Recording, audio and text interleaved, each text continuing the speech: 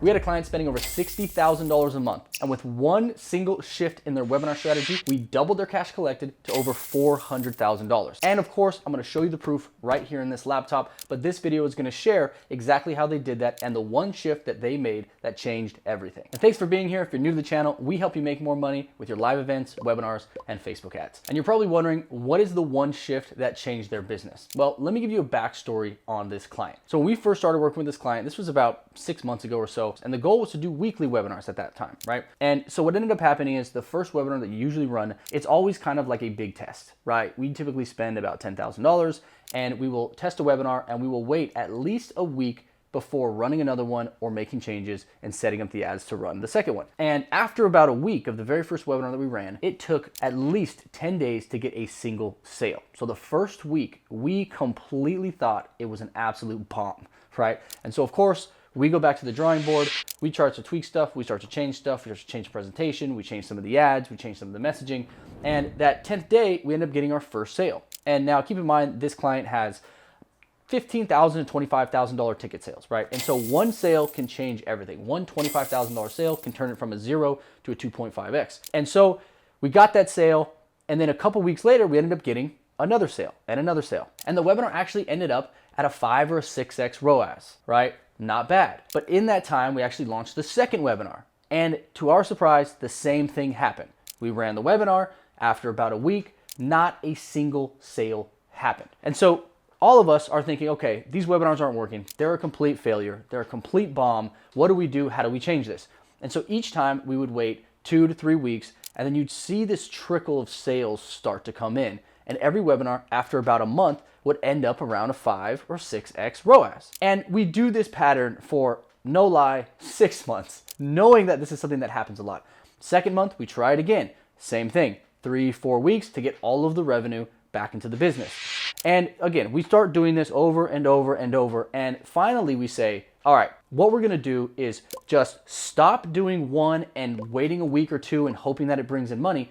We know our pattern. We've been doing this 6 months. We don't get revenue in the first week. It's normal. So we're just gonna run a webinar, and then we're gonna run another one and another one and another one, week after week after week, and cross our fingers based on our data that all the revenue is going to come in throughout those 4 weeks for the first one. So sure enough, what do? We start the webinar. We spend about $10,000 on the first one. The first week comes by, I think we close one deal, okay? So one deal, and we're already into the second webinar, which means another $10,000 is gone. So by the time that second webinar happens, there's $20,000 in spend out the window, and we have one sale. Now one sale is $10,000 sale. So we're about 10K down. But based on what we've seen historically, we had to just stick with it. By week 3, the third webinar comes around. But by week 3, week 1 now is at a 3 to a 4x ROAS. Week 2's webinar is now around a 2 to a 3, and now we have week 3 webinar. Now, all the way through the entire month, by the time we got to week 4, we found out that week 1 ended at a 6, week 2 was at a 5, so on and so forth, right? Now, after a couple weeks, after that entire last month, we're in the middle of April now, the first webinar is at a 9x, the second webinar is at a 9x, and then I'll cover right here what all of the other webinars are so you can see the proof, you can see exactly what we did and how we changed it. Now let's take a look. All right, so as you can see right here, these are all the webinars that we ran for the year so far. And as I mentioned, we were typically doing like one a month, right? And when we first started, we were doing the free webinar model with the hopes to do it weekly. But the free webinar model was just, it's a little bit scarier to scale when you're spending 50, 60,000. So we had transitioned to a 2-day model, a paid model.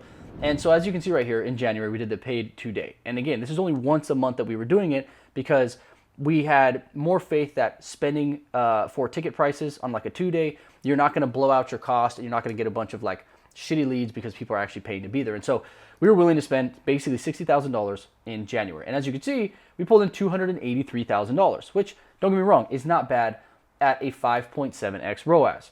Now, we did it again in February, right? And so you can see right here, we spent $30,000 in February. This one we actually did for free. And this is a funny one because this is exactly what we were worried about with this one. We did it for free. And in the first week, again, 0 sales. We thought it was an absolute flop.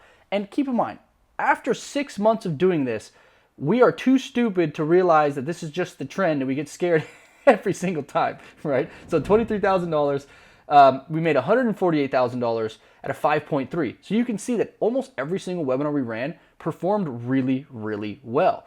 And so this is where we just decided, hey, we are not going to run these and just stop anymore, because we know that literally every single time all of the revenue comes in. And so as you can see in March right here, we started and we spent, what did we spend on this one? $10,734.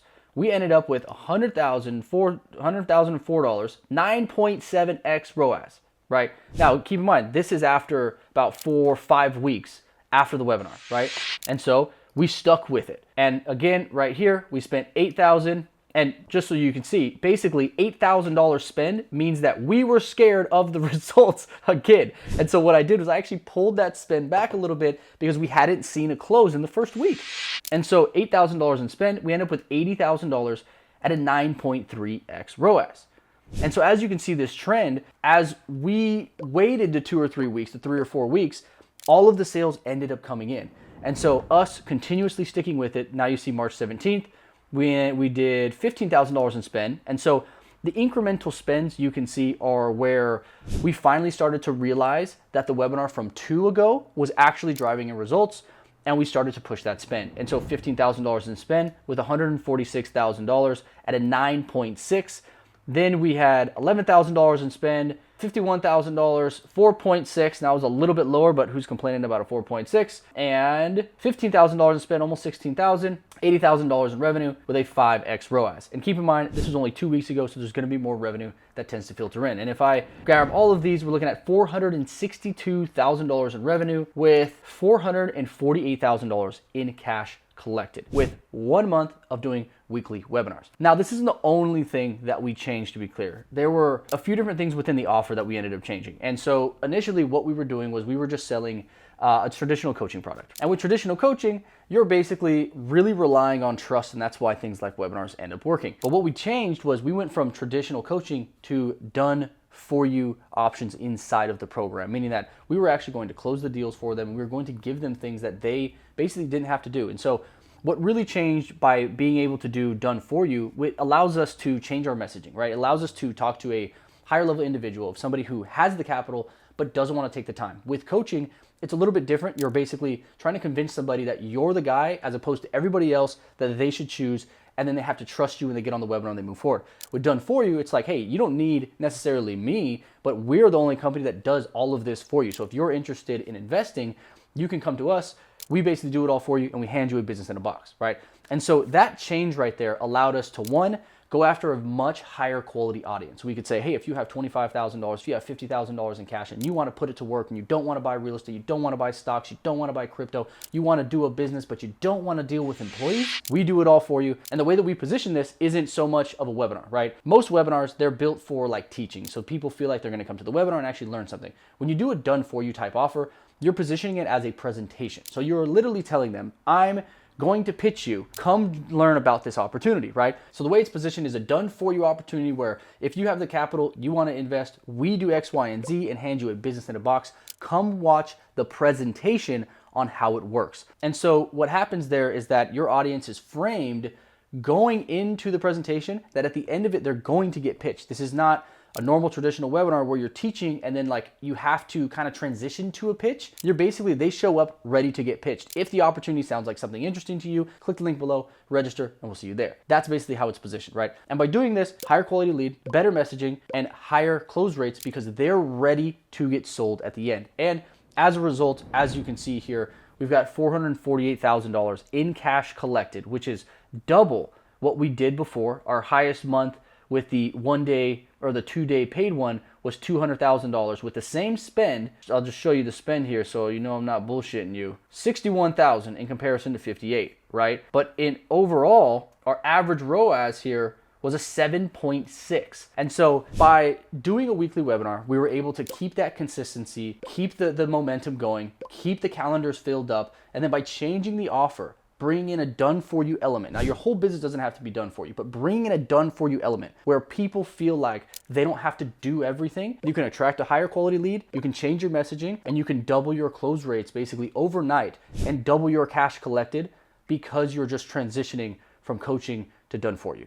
So to quickly recap on what they did, the single biggest change was in the weekly webinar model. We went from once a month into weekly webinar, knowing that it will take a few weeks to recoup that cash. The second thing we did was we made a slight tweak to that offer and added more done for you elements. So think about your own business. If you have a longer cash to conversion cycle and you know that it typically takes anywhere between 2 to 4 weeks to close out all of your leads, then just double down on the weekly strategy and have faith that you're going to have a positive ROAS in the end. And what done for you element can you add into your business? It doesn't have to be some really intense thing that your entire operational system is gonna break for. It can be maybe a website that's done for you, right? Or one of our clients does DNA tests. He sends them a DNA test, they give it back, he gives them a full report. That is done for you. By adding that into your business, you also close more deals and have a happier customer. So if you enjoyed this video, like, subscribe, comment below, let me know what you think, and I'll see you in the next one.